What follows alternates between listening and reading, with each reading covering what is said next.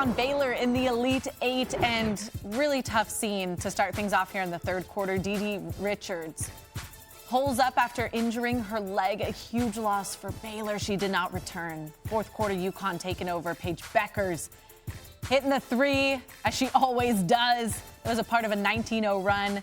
Now here's Dejanay Carrington driving to the basket, trying to tie the game. Her shot blocked. No call on that. What do we think? Maybe a foul? I don't know. 0.8 left. Baylor inbounding. Bueckers getting in there, steals the win, and UConn survives and advances to their 13th consecutive Final Four run. Are we even surprised at this moment?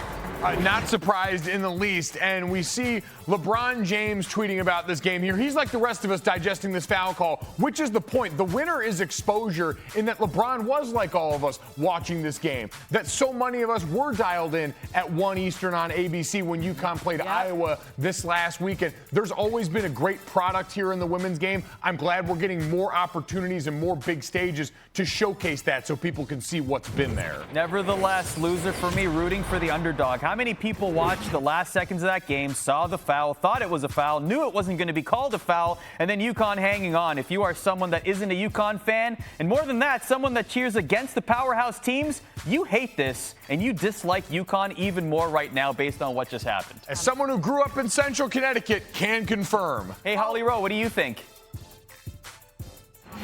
Baylor and UConn was an instant classic, an absolutely fantastic basketball game that it was electric to be sitting courtside. There was a controversial play at the end of this game. If you wear green and gold, you probably think this was a foul. I think that many people do believe it's a foul, but I can tell you this, it was very consistent with the way that the basketball game was officiated. But hey, King James said it's a foul, so I believe him. UConn survives. They go to their 13th straight Final Four, and Paige Bueckers was adorable after the game with 28 points.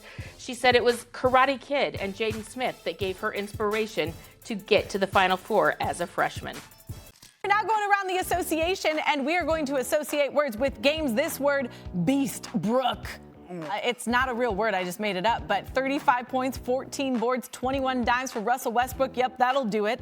The first 35-point, 20-assist triple-double in NBA history. Beast, Brook, new word. It's staying, it's sticking around. For Bucks and Clippers, my word, and I promise I'm not making this up either, coagulating. That is the liquid turning into a solid for you science nerds out there. Star-studded matchup, only one of the teams is coagulating. That's my word for the Clippers. Last 7 games, they have the lowest average points allowed in the NBA. They hold Giannis and the Bucks to 105. Kawhi's 23-90 night helped the Clippers. All right, Bulls, Warriors.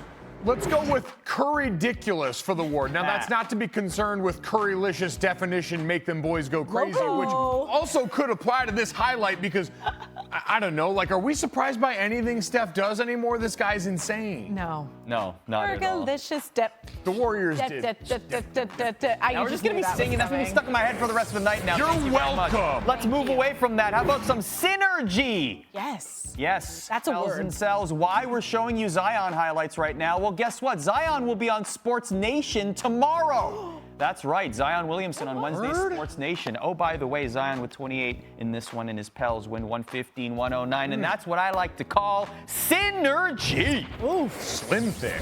We're going now, Grizzlies, Rockets. And we've used this word before. I'm not afraid to use it twice. Jaw-dropping, oh my goodness, Morant. Just between the legs after the final buzzer, because it doesn't need to count to show off, obviously.